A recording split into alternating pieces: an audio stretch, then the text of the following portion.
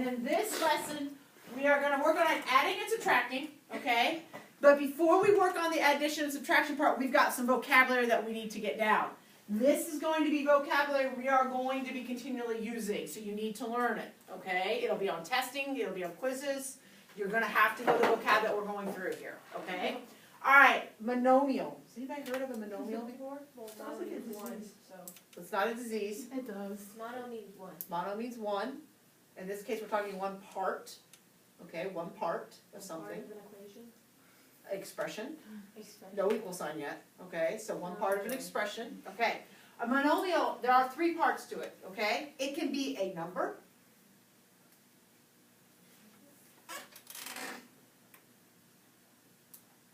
A variable.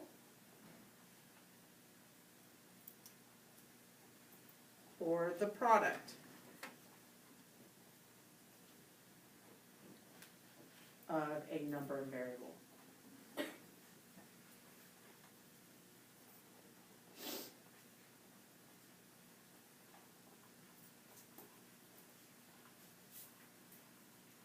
And at the end of variable, I'm going to go ahead and put S in parentheses because it really, we could have more than one variable here. We say variable, but I mean X, Y is okay. We can have more than one letter, okay? So there are your three parts to a monomial. It's a number, a variable. What does the word product mean? The answer to the multiplication. Okay, so we're going to multiply a number and variable together, okay? So a number, a variable, or when we multiply the two together, okay? So now, in the first example here, it says circle all monomials. So let's start with 16.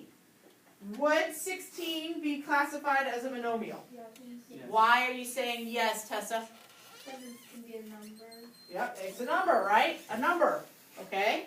All right, what about 1/2 xy? Yes. No. Yes. Okay, Sam, why are you saying yes? Well, there's variables. Okay. That's it? That's your reason? There's variables? Well, I'm just checking. you said, but you also said one time fractions are numbers. That's fractions are numbers, yep, so that works, okay. Why were you saying no? I 'Cause was of the- saying no because it had a fraction in it. Okay, but would I agree with Sam, would we not say 1/2 is a number? Alright, I mean division sign or not, it's 1/2 is a number, okay? What about x minus y? No. Nope, cannot have addition or subtraction in it, okay? So again, you write what notes you need to write down, okay? But because of that guy right there, that makes it a no. You can't have addition and subtraction. This would actually have two parts. So this would be part 1, part 2, and we're going to talk about what has two parts, what we call that here in just a minute, okay? All right, what about negative 14x? Yes. Yes? What about v? Yes. Yes. Yeah, it can be just a letter by itself, so it can be a number, a letter, or a combination of the two with multiplication. Okay, what about 3/4? Yes. Yes. Okay, what about 4x plus 7y plus No.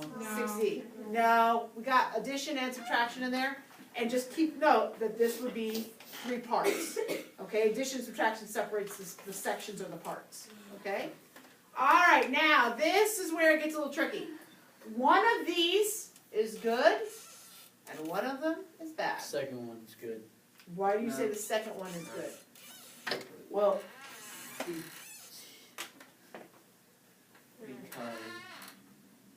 Because I have a hypothesis, what's your hypothesis? and I think because the R. Wait a second. Wait. Because there's a 1 on top with the R, Okay. with the 1 R, and when you, it's basically 1/5 R. So. That's exactly right. Good job. Okay, so if I look here, he's right. This has a 1 on top, okay? So if I put a 1 there, is that not the same thing as just 1/5? Right? So same thing. And it doesn't matter if I put the R on top or off to the side. So this is good. He's 100% correct in what he was saying. This is good. This is not good, okay? And the reason is we cannot divide by variable. If we have a number down there, we can call it a fraction, okay? And we can call it 1/5 or whatever we need to call it, okay? But when we have a variable down there, that is bad news. A variable cannot be on the bottom of your fraction, period. Can't happen, okay? This would also, if you had something like 4x to the negative 3, if I had something like that, what happens with that x? It has a drop. It has to drop. So I would have 4 over x x to the third. All of this right here is bad stuff. None of that works, okay? So we can't divide by a variable.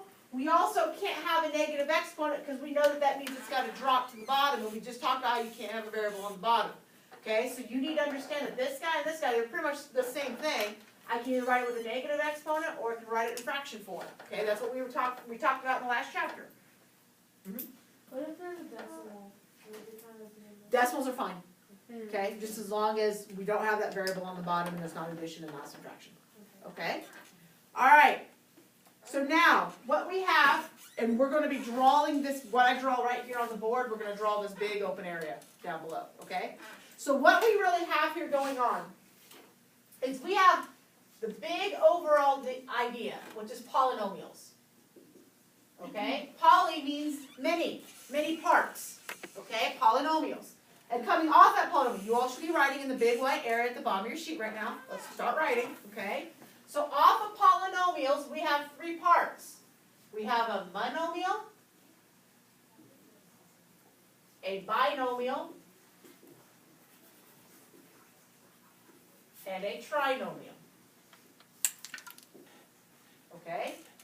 Monomial, we're just going to call it one part. If you need to put that in there, go ahead and do that. One part. What do you think binomial means? Two parts. That's right. Bi means two, so two parts.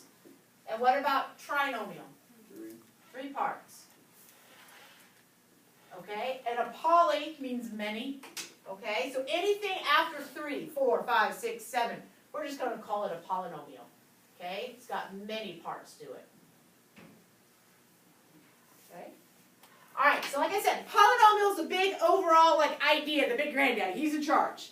And then coming off there, we have three very distinct categories. We have the monomials, which we just talked about. All of these examples would be a monomial.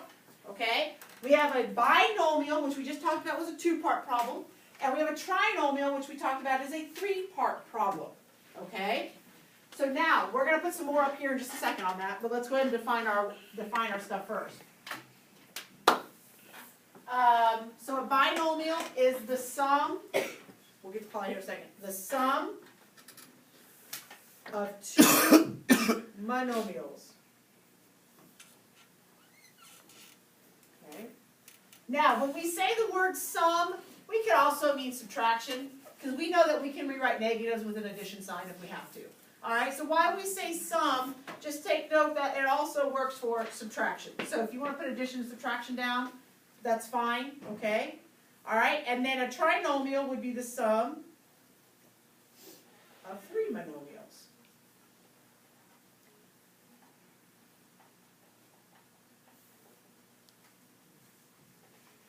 Okay? So then a polynomial can be a monomial, so just a one-parter, a monomial.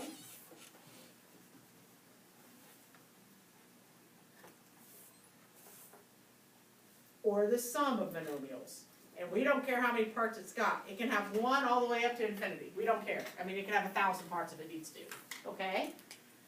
Alright, so now, give me a quick example. We're just going to run down a couple quick examples here, and then we're really going to talk about these two. Give me an example of a monomial. Go. Give me one. One. Give me another example of a monomial. X. 4/5, that would be a number, okay? What about if I have x to the 4th, would that work? Yes. Yeah, I can have a degree on it, it doesn't matter, okay? If I have x squared y to the 3rd, does that work? Yes. Yep, okay, it's just letters or variables multiplied together, that counts, okay?